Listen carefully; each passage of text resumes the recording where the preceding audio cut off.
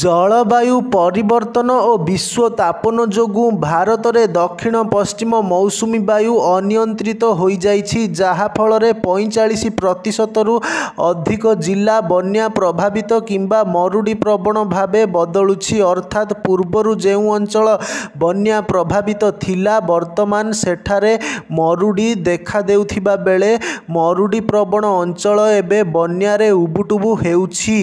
IPE global ଓ ଏସ୍ରି India ପକ୍ଷରୁ ମିଳିତ ଭାବେ 1973ରୁ 2023 ଦୀର୍ଘ 50 ବର୍ଷର ଜଳବାୟୁ ପରିବର୍ତ୍ତନକୁ ନେଇ କରାଯାଇଥିବା ଅଧ୍ୟୟନରୁ ଏହା ଜଣାପଡ଼ିଛି। ରିପୋର୍ଟରେ କୁହାଯାଇଛି କି ଗତ 100 ବର୍ଷ ଭିତରେ ତାପମାତ୍ରା 0.6 ଡିଗ୍ରୀ ସେଲସିୟସ୍ ବଢ଼ିଛି, ଯାହାଫଳରେ ପାଣିପାଗରେ ବଡ଼ ଧରଣର ପରିବର୍ତ୍ତନ ଘଟିଛି।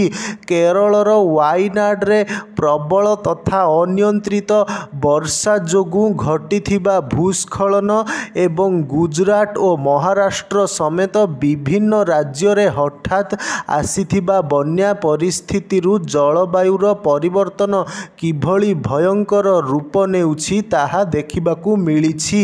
ଜିଲ୍ଲା ସ୍ତରରେ କରାଯାଇଥିବା ସମୀକ୍ଷାରୁ ଜଣାପଡ଼ିଛି କି ବର୍ତ୍ତମାନ ଭାରତର 85% ଜିଲ୍ଲା ବନ୍ୟା, ବାତ୍ୟା, ମରୁଡ଼ି, ଅଂଶୁଘାତ ଭଳି ପ୍ରାକୃତିକ ବିପର୍ଯ୍ୟୟ ପ୍ରବଣ ହୋଇପଡ଼ିଛି।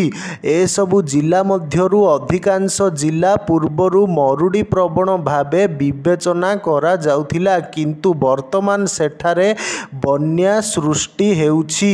ଓଡ଼ିଶା, ବିହାର, ଆନ୍ଧ୍ରପ୍ରଦେଶ, ଗୁଜରାଟ, ରାଜସ୍ଥାନ, ଉତ୍ତରାଖଣ୍ଡ, ହିମାଚଳ ପ୍ରଦେଶ, ମହାରାଷ୍ଟ୍ର, ଉତ୍ତରପ୍ରଦେଶ ଓ ଆସାମର 60%ରୁ ଅଧିକ ଜିଲ୍ଲା ଏକାଧିକ ପ୍ରାକୃତିକ ଦୁର୍ବିପାକର ସାମ୍ନା କରୁଛି। ଅର୍ଥାତ୍ ସେଠାରେ ବନ୍ୟା, ବାତ୍ୟା, ମରୁଡ଼ି କିମ୍ବା ଅଂଶୁଘାତ ଭଳି ସଙ୍କଟ ଦେଖାଦେଉଛି।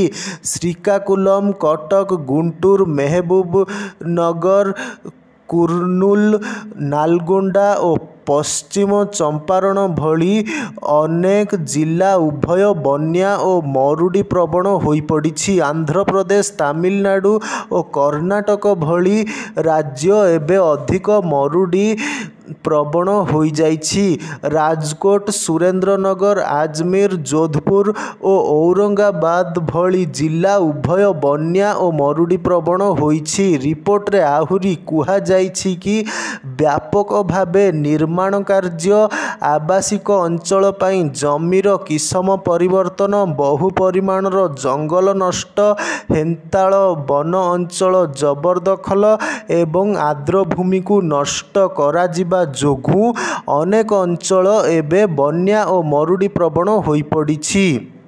ଏଥିସହ ନିୟମିତ ଭାବେ ସବୁଜ ଗୃହ ବାଷ୍ପ ବୃଦ୍ଧି, ଯୋଜନାବିହୀନ ଭୂ ପରିବର୍ତ୍ତନ ଏବଂ ବ୍ୟାପକ ଭାବେ ନିର୍ମାଣ କାର୍ଯ୍ୟ କରାଯିବା ଫଳରେ ଜଳବାୟୁ ପରିବର୍ତ୍ତନ ବା ପ୍ରାକୃତିକ ବିପର୍ଯ୍ୟୟ ବଢ଼ିବାରେ ଲାଗିଛି। ଆଇପିଇ ଗ୍ଲୋବାଲର ପ୍ରତିଷ୍ଠାତା ତଥା ପରିଚାଳନା ନିର୍ଦ୍ଦେଶକ ଅଶ୍ୱଜିତ ସିଂହ କହିଛନ୍ତି, ଭାରତରେ ମୁଣ୍ଡପିଛା ଅଙ୍ଗାରକାମ୍ଳ ନିର୍ଗମନ ହାର ବିଶ୍ୱରେ ମୁଣ୍ଡପିଛା ହାରର 1/3 ତଥା ଆମେରିକା ଓ ଚୀନ ଭଳି ବିକଶିତ ରାଷ୍ଟ୍ରର ମୁଣ୍ଡପିଛା ହାର ତୁଳନାରେ ବହୁ କମ୍ ରହିଛି। କିନ୍ତୁ ଜଳବାୟୁ ପରିବର୍ତ୍ତନ ଯୋଗୁଁ ଭାରତ ସର୍ବାଧିକ ପ୍ରଭାବିତ ହେଉଛି। ଅର୍ଥାତ୍ ଭାରତରେ ବାତ୍ୟା, ବନ୍ୟା, ମରୁଡ଼ି ଭଳି ପ୍ରାକୃତିକ ବିପର୍ଯ୍ୟୟ ଅଧିକ ଦେଖିବାକୁ ମିଳୁଛି। ତେଣୁ ଜଳବାୟୁ ପରିବର୍ତ୍ତନର ମୁକାବିଲା କରିବାକୁ ହେଲେ ଅଧିକ ବଜେଟ୍ ବ୍ୟବସ୍ଥା କରିବା ସହ ଆବଶ୍ୟକ ନୀତି ନିର୍ଦ୍ଧାରଣ ଏବଂ ଗଠନମୂଳକ ପଦକ୍ଷେପ ନେବାକୁ ପଡ଼ିବ। ସେହିଭଳି ଏସ୍ରି ଇଣ୍ଡିଆର ପରିଚାଳନା ନିର୍ଦ୍ଦେଶକ ଅଗେନ୍ଦ୍ର କୁମାରଙ୍କ କହିବାନୁଯାୟୀ ନିକଟ ଭବିଷ୍ୟତରେ ଯଦି GIS ଟେକ୍ନୋଲୋଜିର ଉପଯୋଗ କରାଯିବ, ତେବେ ଜଳବାୟୁ ପରିବର୍ତ୍ତନର ମୁକାବିଲା ସହଜସାଧ୍ୟ ହୋଇପାରିବ।